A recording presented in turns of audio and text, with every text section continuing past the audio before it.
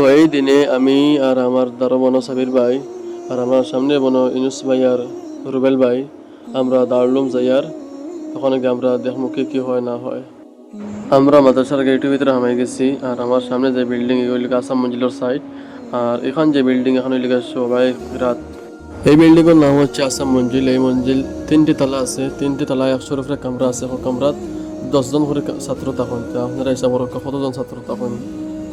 তো ছাত্র প্রোগ্রামের লাগিয়ে জমা হয়ে গেছেন আজমি মঞ্জিলের সামনে।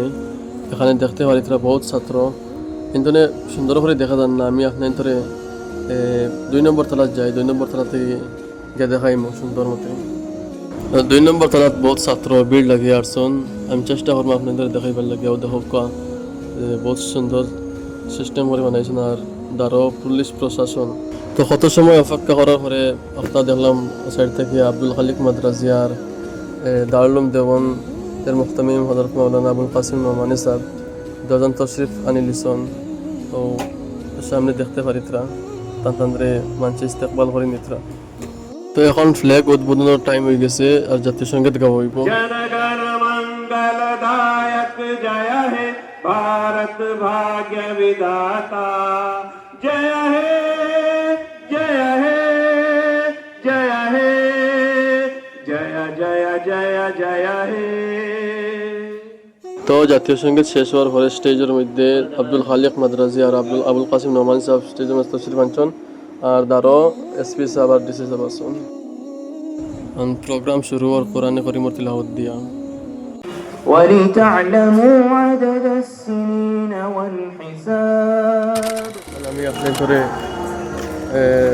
মসজিদে রশিদ খুলনা দারুল হাদিস আর নতুন যে দারুল হাদিস লাইব্রেরি যেখানে হই আমরা ওখানে আমি আপনাকে দেখাই। চলো ওই লগিয়া এই দারুল হাদিসের ও পুরানা গেই আমার সামনে এখন দারুল দেওবন্দের পুরানা দারুল হাদিস আমি আমার সামনে দেখাই আপনার করি।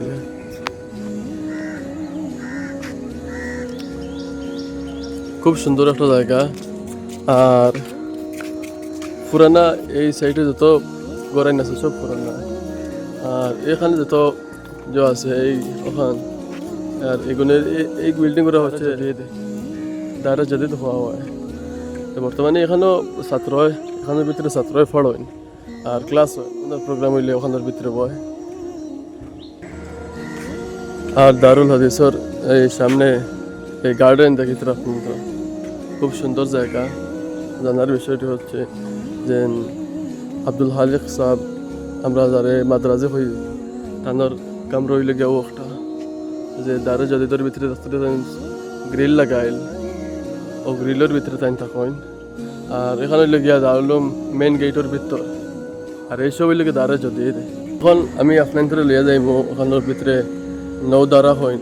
আমরা যারা নর্মালি নদরা হই নৌদারা মতলব হইলে গিয়া যেন এই যে গড় আছে গড়ের এই 9টা দরওয়াজা আছে।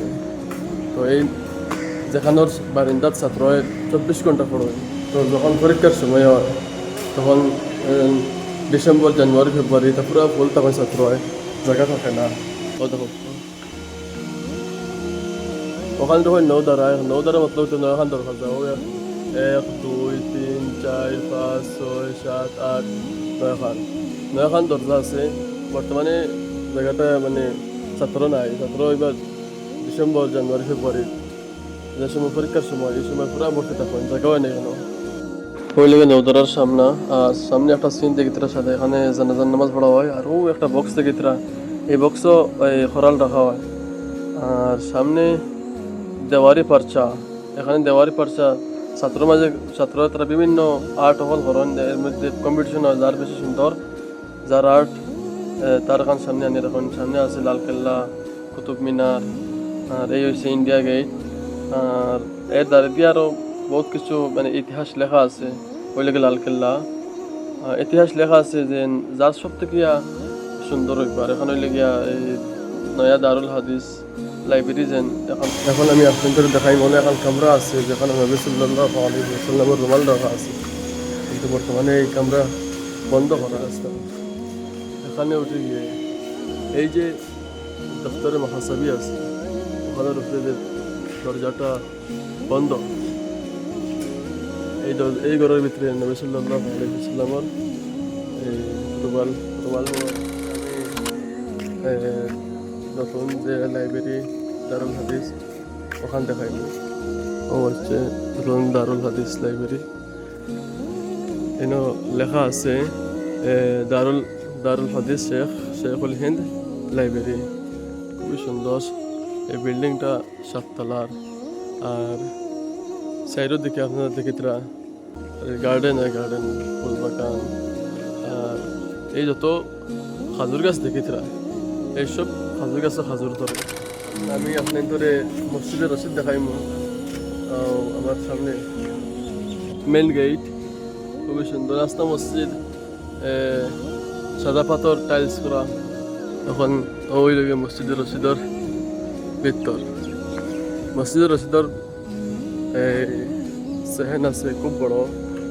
আর এই যে দেখিতে এর ভিতরে লেগে নামাজ পড়া হয়। আর জুম্মার দিন এটা সব বড় থাকে।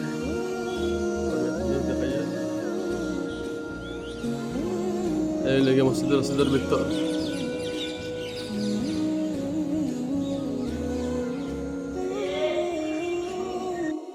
আর এখানে লেগে মসজিদের রসিদর সাইড যেখানে ফুন্না দেওরা হাদিস থেকে বারইয়া ওখানে ও সাইডে দিয়ে সামনে দেখতে পারি তোরা।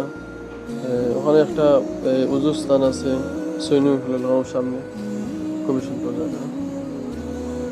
তো আজকাল লাগে ওখানে শেষ। সুস্থ থাকবা, ভালো থাকবা। আসসালামু আলাইকুম ওয়া রাহমাতুল্লাহ।